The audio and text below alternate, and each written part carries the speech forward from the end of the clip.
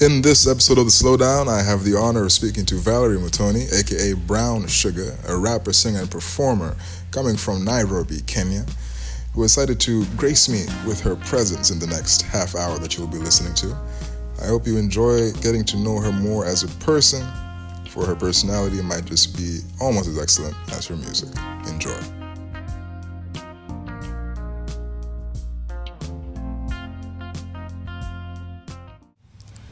Well, I already did the intro in the past, so we can just get going. My first question is going to be very deep, and I want you to take as much time to answer it because it's something that people don't really get asked a lot genuinely. But how are you?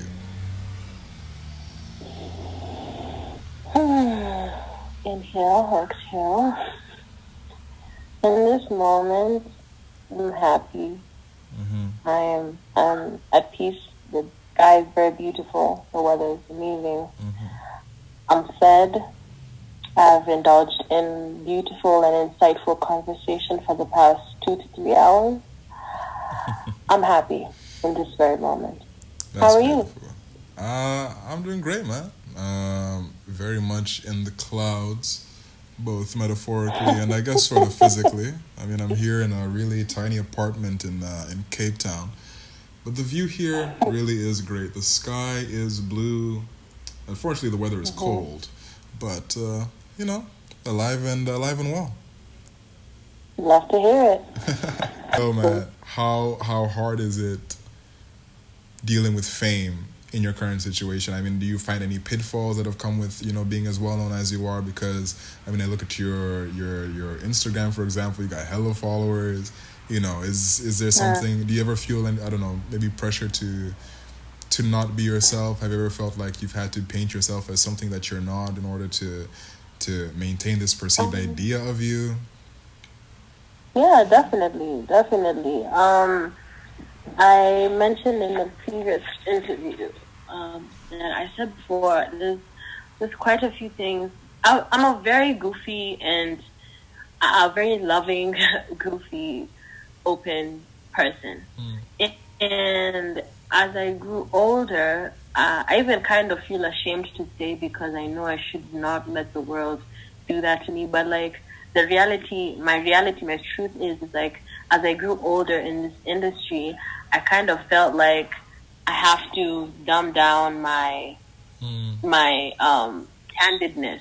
Like there's some things I can't talk about on social media, or I've come to learn that not everyone is ready to have a conversation or willing to see things from your perspective. Sometimes people just want to rile you up and create a reaction out of you so they can say, yeah, Vallerie, Muthoni, I'm trying to, she's in my mentions, and people aren't as pure. I'm very naive when it comes to believing in people and seeing the best parts of people, and sometimes the world, not even as an artist, but just in general, the world isn't like that. So that's more of me growing up lesser than a artistry level. And yeah, it has been difficult, but I'm blessed to have my mom as there with me, and she's given me wisdom when times when I felt overwhelmed and situations I felt like I've been put up to wall and the world is scary, but she's instilled that peace and reminded me who I am. That's beautiful. Yeah. That's beautiful. I feel like a positive relationship with parents is absolutely the backbone of any creative. I was listening to a really great podcast about 2 weeks ago now, where these two brothers who make these fantastic short films were explaining how they would never have had the confidence to do that if their parents didn't give them the space to learn and that support of, I know you're doing something that's not conventional, I know it's not an office job, I know it's not this, but I believe in you anyway, and I'm going to make sure you go and get the education to do it to your full potential, And I feel that as well. My dad is helping put me through photography school. And that to me is like it might seem like a small thing, for someone on the outside looking in, but to know that I have that backbone to just learn and grow in my craft and make sure that I become even better at it than I am now, it's so wholesome. And I can say for a fact, like a lot. I don't even know if I mentioned this as much as I should, but like a lot of my confidence and my self, like security in myself and my talent and my skills, because it's because of my mom. Because something so crazy is like, not crazy, but something that I'd always love to share is when I was younger, my mom would always tell me the mantra, Vallerie, you are born for greatness. You're a child of God. As long as you keep working hard and you give out good karma and you pray, like there's nothing that can stop you. And so I grew up being told, you're born for greatness, you're born for greatness. So subliminally, I like every decision I make or all my actions are geared towards, the purpose of me being an artist, but just, the end goal, knowing that I was born for greatness. I can't do anything less. And Amen. sometimes it's hard because there's that pressure of like, damn, I need to do well. This is substandard. This is subpar. But like for the most part, I'm so grateful to her for instilling that in my psyche, because now it's my compass and my motivation and like a reminder that you are that. Can I cuss? Yeah, you can cuss, man. It's not for kids, just for people who want to listen. Okay, like you are that bitch and you build in the land. So that's so important. Having parents that instill. That's why Kanye West is as great as he is. You always hear him crediting Donda for telling him that he's one of the greatest. So mothers, like you said, parents that from a young age believe in you and show up and support you we're so blessed to have them. Yeah. I mean, one of the things I always feel sad about is just the idea of how many people have maybe wanted to pursue things, but just because of the way capitalist structure is, we're always taught that the best way to go about it is to you go through high school, and after high school you go through university, and after university then you go get a job and you work until you're 50, and then you retire. We're meant to go down this one rigid system, and it's been so imposed on us that people are afraid to break out of that cycle. People are afraid to take chances, and I think people are also afraid to fail. And parents are afraid real. now to see their kids fail as well, so they decide, okay, no, we're gonna just play it safe, and that's a shame. I was once told that we're either driven by love or fear. Oh wow. I still don't know how true that is, but it's Wow. definitely now. I definitely like sit back and observe some things, and I'm like, am I doing this out of love or out of fear? And it's crazy. It's very trippy. That's beautiful. I'm gonna get that on a shirt. Put it on a t-shirt. Oh my goodness. I really, wow, I'd love to expound on that. I think that's I swear the best statements are the ones that are brief. And Yeah. that one is just, oh wow, that says a lot. Because I really do think it does come down to those two decisions or those two emotions whenever we are making decisions. It's, do you want to go pursue your art, or, maybe you do want to go for that office job, but why are you doing it? Is it because, you're scared that you can't do anything else, or is it because you actually want to do that work? And I think a lot of people don't ask themselves that question. I think a lot of people are content with going through life and going through that Being told what to do. Yeah, they like being told what to do, and I think it might hold a lot of people back from getting to know themselves. People are always looking for answers in other people. I find that's an attitude that is really common. It's like, okay, well, why can't I do this, or why can't I do that, or it's my parents' fault that I can't do this. And I mean, obviously, there are circumstances where the world just is beating you down, but I find a lot of the time people don't really take enough time to introspect and ask themselves what they could do better, man. And if you don't have And that what's attitude, driving? yeah. Absolutely, King. How about you? What do you think about that? Is there anything you'd like to expound on in that case?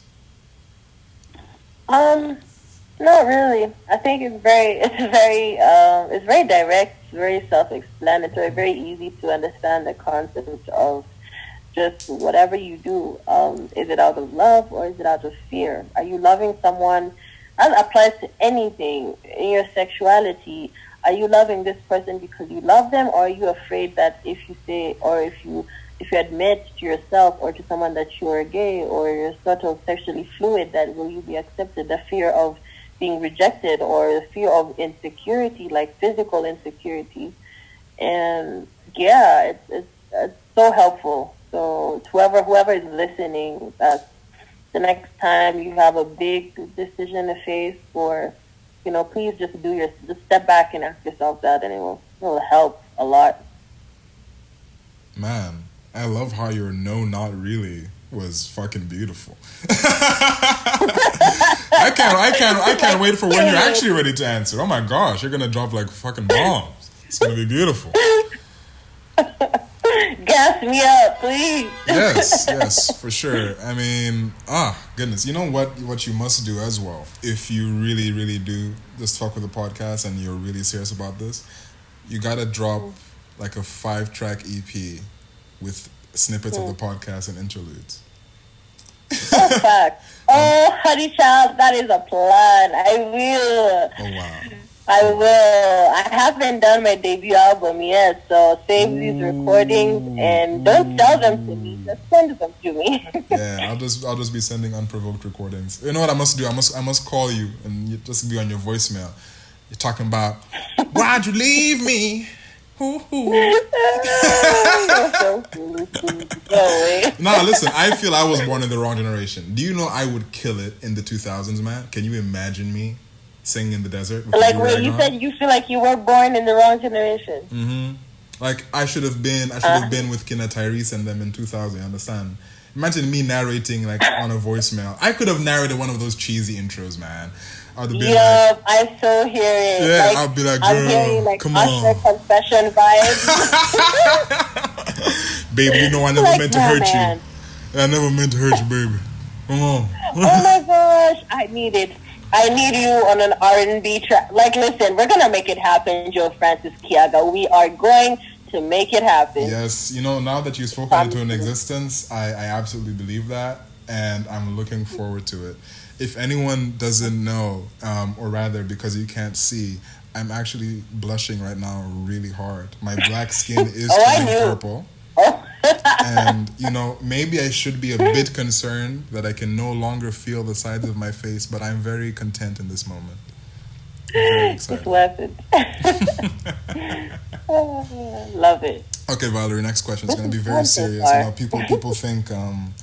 People think this podcast isn't about asking, the serious questions, the hard stuff. But I just want to assure all my listeners that I am here for the facts, and Vallerie is not going to be let off the hook. Okay. Which country speaks the best Swahili? Oh damn! You're not gonna pitch me against East Africans. You're not gonna make me say or admit that Tanzanians do speak the best Swahili. But I boom, we're done. We've got it. Ladies and gentlemen, oh my God. You heard it here first, right? This is one of Kenya's largest and more famous up-and-coming artists, and she said, Tanzania had the best guys, hey man, he told me if I had said that, he's gonna come for me, and he knows where I live, so consider this a warning. If I go missing, you know who did it. Oh my days. But I only say that because I do feel like Tanzanian Swahili is purer. That's not a word, but it's purer than Kenya's, because us we've like added our own little like shang and like so it's like sorry, it's cool. I'm not mad. I'm gonna admit it. It's fine. I have no no shame. Kenyans don't take it too serious. We have so many things better than them. It's okay. We have Kipchoge. We have You know what? I'm not even gonna dignify any of that with the response because I You believe better in I not cut it believe in out. Ujamaa. I believe in Ujamaa, and I believe TZ and Kenya one day will learn to work together, and we're gonna fuck shit up, and it's gonna be beautiful. But it just started I with can't you wait. admitting right now, live, recorded, and everything that Tanzania speak better Swahili. But I've done Yeah, I my might have part. just. Babu Nyerere would be proud. Oh my god. What I mean, I Uh, don't know. You tell me, because I'm only just now starting to get a lot of interest in the East African music scene. Do you feel like there's enough interaction artistically between um, our generation, the young generation, in terms of making art together, or do you still feel like it's very locked off to I think country? it's at a very good right now. It's at a very good pace. Like I see a lot of um. Speaking of just East African, I see a lot of not the most, but an adequate amount of like collaboration with Tanzanian, especially Tanzanian. I'm not too sure about. I've not heard much from Ugandans or Rwandese, but I know the bond between Kenyan and Tanzanian music, collab wise, it's off the charts. Like I know there's a Steph Capella and Brand Simba song. I know there's like I'm currently like writing for working with some Tanzanian producers and Sauti Soul and Diamond. Like there's so much, and I'm so grateful, and it's getting better. So big up all the Tanzanian and Kenyan artists that are, you know, Why connecting and like didn't you trying say to that learn you're on a from each Tanzanian other. person's podcast? Do I not count? Okay, sorry. No, I I don't. am I don't on, want your sorry, Valerie. I Tanzanian. want you to do better. You know. Sawa Tanzanian man talking to a Kenyan lady. Yeah. I Some love more that, man. podcasts and music collabs Hey, soon come, soon come. and Can't wait art, for it. Can't basically. wait for it. Yes, listen. One thing I really want to do, I mean, is just really get into the photography scene. I think at least I personally feel that on my journey towards my own photography stuff, I haven't really done a good job at connecting to any other artist. Really, I think photography. I mean, I had this idea that it was very much a solo thing, but doing things like this podcast, for example, and just like talking to people on Twitter and whatnot, that made me realize that there's a lot of people that are out here doing a lot of shit, man. And there are a lot of May I musicians ask you making. something? So yeah, go ahead. So you're a photographer. One of the things you do is photography. Let me say that. And you've expressed interest in a collaboration between East African countries, more specifically Kenyan and Tanzanian. So, as a photographer, what would you say for yourself and just for other photographers? What's a possible collaboration? What can a collaboration between a Kenyan and Tanzanian photographer look like? Like, what would that look like? I'm very curious. Well, that's a really great question. Holy shit! I think we're just gonna You call know how I this. do. Come on. Um, I think in order for collaboration to happen, one of the things that we need to really normalize is a lot of formal education in photography. And again, I'm just speaking from my perspective. I'm not trying to like blanket lay it, but I think, at least for me, the way that I look at photography is that it's like, it's not just art. There is a science to it, which is why I wanted to come to an actual school and be formally educated on it so that I know what it is. Because unless we establish that and make that normal in TZ and Kenya, even when I talk about collaboration, the way that it might be looked at is different. Because for me, if you're talking about making a collaboration, the first thing is we need to like actually meet, sit down, have an actual discussion of, okay, what are we gonna create in the first place? In the same way that you can't just get to like writing a song, we need to know what we're gonna shoot. What are we trying to say? But in order to even get to that stage, it's like, okay, what's your formal education on documentary photography? I mean, who do you cite? Who do you listen to?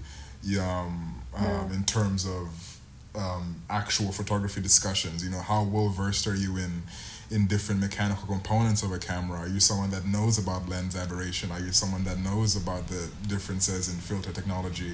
Can you develop film? Things like this.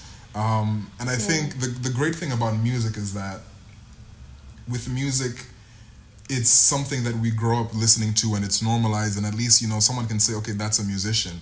It's a lot harder for that photography thing. It's a lot harder to go to that, East African parent and say, yo, I want to go and learn photography.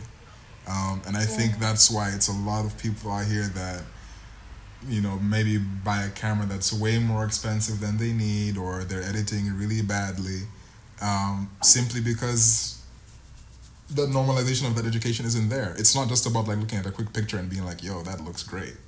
It's oh wow, okay, I wonder how many layers this person has put into Photoshop to get to this effect and all those kind of things. And I sound like a douche when I say that, but no, I mean, no, it's you really don't. And I was even like, while you were speaking, I was thinking, I was like, okay, what if the person that wanted to collaborate with you hasn't had like the formal, like full school education of photography? But then in my head, I corrected that thought, and I'm like, knowledge just doesn't come from school. Like, it's not the only place you can learn. Like, literally, as long as the thirst for knowledge is there, you can learn how to be the baddest photographer through the internet, through YouTube, or through the free Harvard. I know Harvard has free like courses. Like, it's very possible to have an education, a proper education, on photography without going to school. So yeah, education on the subject is very important. Word, man. I mean, I think one of the things that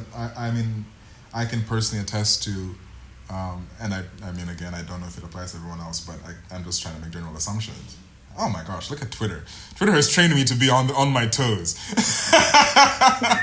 And has always put down disclaimers. Taking breaks is so necessary. But I mean, we have these really great photographers in Tanzania, Matix, Osegrana Sikare, and the Bongolese. These are three photographers who are, way older than I am. I'm just 22. I mean, these are adults and stuff.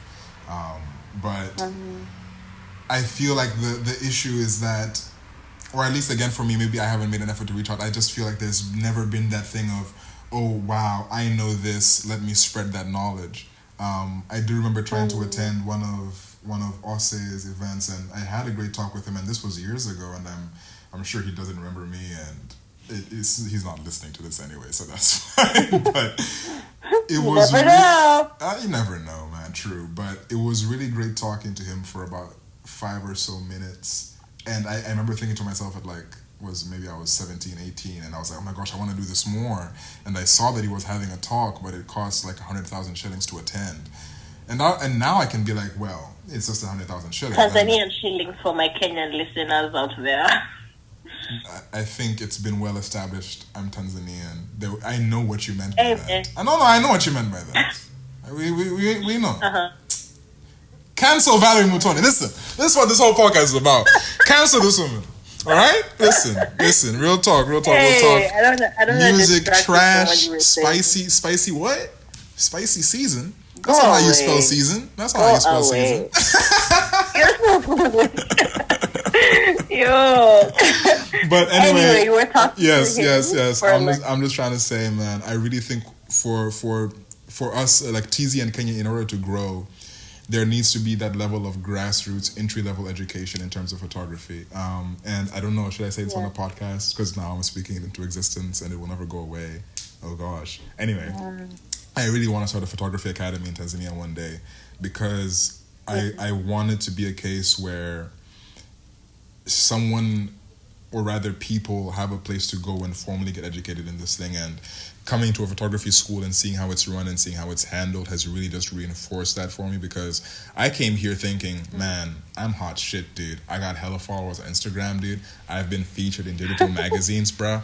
Like, people want to work with me. I get like 250 likes, dude. I fucking know photography. But then I'm learning from people that actually know photography, and I'm like, oh, so life is more than Instagram. Yeah. Life is more than Instagram, And I find the same thing happens usually with like musicians. Like, at first someone will think, they're just dropping their shit on SoundCloud. Usually when they first start out, they think that they know this shit. You ask them like 5 years later, once they've been making music, and they're like, yeah, there's a lot I didn't know, man. Yeah. You know what I mean? And one thing. Go ahead.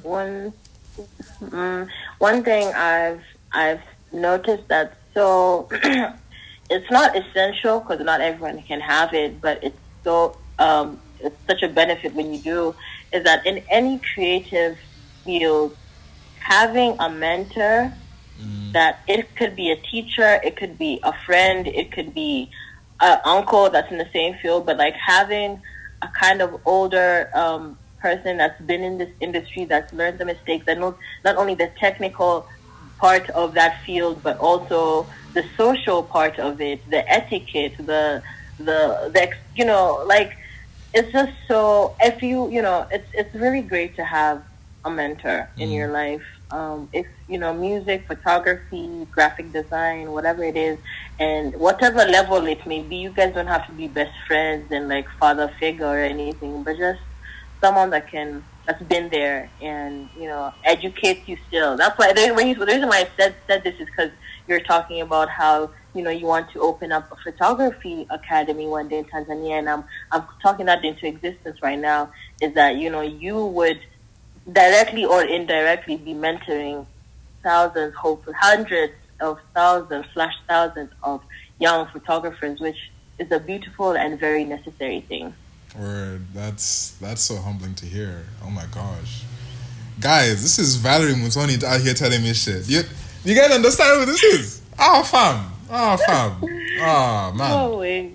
No, I'm not going nowhere. What I'm gonna end up on like what is it, Ellen after this? Because I'm about to get that famous. They're gonna be like, oh wait, you're the guy that You interviewed love Vallerie gassing Muthoni. me, sir. It's not. What is the use of gas if I cannot fly? Like what? What is it? Oh my gosh. Okay. Man. One last question just to wrap this up, because it's been a really good, solid half hour. It's been really beautiful. It's been a great talk, fantastic talk. But just one serious question to really wrap it up and make sure that our viewers leave here with something concrete and something serious. Do you watch anime? I knew it. I knew this was about to. You have a tell. When it's something not serious, you go all deep. Almost as if I'm sarcastic. I wish you saw my face right now, Joe Francis. You're just it's something else. I can't deal with you. Do I watch anime like an anime stan? No, I do not. But I do sometimes watch anime stuff. Does that make sense? Like I'm not like I don't religiously watch them, but I'm open to watching them, and I have enjoyed some in the past. This is how you know she a rapper. She could have just said yes or no, but you had to drop a whole verse. No, it's more deeper than that. It's not just a yes or no thing. Hey. We love it. With that being said, Vallerie, thank you so much for joining us, and thank you so much for this talk. It's been so beautiful, and I can't wait to listen to these wonderful nuggets of wisdom again while I edit this for way too long. Yeah. Thank you for having me, love. It's been amazing, and I can't wait for the day we actually get to meet and have all these profound / dumb, straight dumb conversations in person. It's gonna be beautiful. Likewise, Vallerie. Likewise. Stay safe and stay loved, eh? All right. Bye. All right. Got it. That was great, dude. I mean, obviously you're not going to leave this audio in at the end because that would be really awkward. We're definitely going to edit this out, and no one will ever be able to hear this dog. No one. So we should probably make this, or do I ironically edit this really hard as a test to see who actually listens to this podcast? If you actually listen to the end of this podcast, just comment marshmallow. Just leave it there. Just comment marshmallow and say nothing else. Then I'll know who the real ones are. But anyway, hope you enjoyed this episode. Bye-bye.